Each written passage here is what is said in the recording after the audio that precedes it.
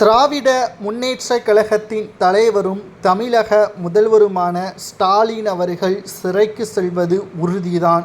எடப்பாடி பழனிசாமி அவர்கள் வட மாவட்டங்களில் பிரச்சாரங்களை மேற்கொண்டு வரக்கூடிய நிலையில் திராவிட முன்னேற்றக் கழகத்தின் ஆட்சியில் செய்யப்பட்ட ஊழல்கள் மக்களுக்கு துரோகம் இழைத்த ஸ்டாலின் அவர்கள் நிச்சயம் 2026 சட்டசபை தேர்தலில் தோல்வி அடைவார். அது மட்டுமல்ல, மிக மிக மோசமான முறையில் அமைச்சர்கள் அனைவரும் டெபாசிட்டை இழப்பார்கள். ஊழல் செய்யப்பட்ட அனைவருமே ஒரே ஆண்டில் சிறைக்கு கூண்டோடு செல்வார்கள் என்பதை எடப்பாடி பழனிசாமி அவர்கள் தனது வாக்குறுதியாகவே கொடுத்திருப்பதுதான் பரபரப்பை ஏற்படுத்தியுள்ளது.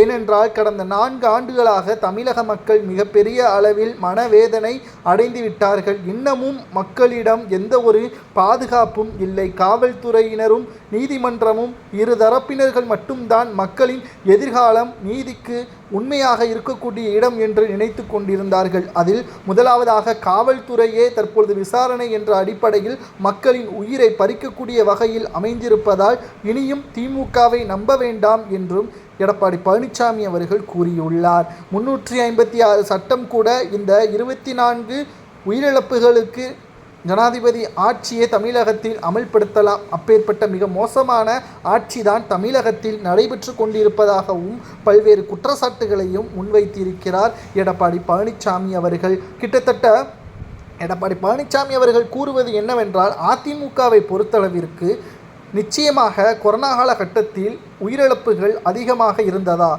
மக்களின் பாதுகாப்பை நாங்கள் உறுதி செய்தோம், டாஸ்மாகை மூடினோம், மக்களுக்கு தேவையான வசதிகள் அனைத்தையும் செய்து கொடுத்தோம், மத்திய அரசு வழங்காததை தமிழக அரசு நிதியிலிருந்து கொடுத்தோம் என்று அடுக்கடுக்கான உதவிகளையும் செய்து வைத்தார் என்ற ஒட்டுமொத்த ஆதாரங்களையும் வெளியிட்டிருந்தார்.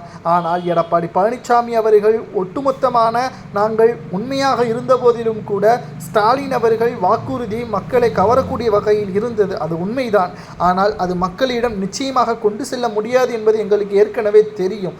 ஆனாலும் திமுகவிற்கு சிறுபான்மையினர்கள் கொடுத்த ஆதரவு தான் 3.5% வித்தியாசத்தில் திமுக வெற்றியடைந்து அதிமுக தோல்வியையும் தழுவியுள்ளது என்றும் தெரிவித்திருந்தார் எடப்பாடி பழனிசாமி அவர்கள்.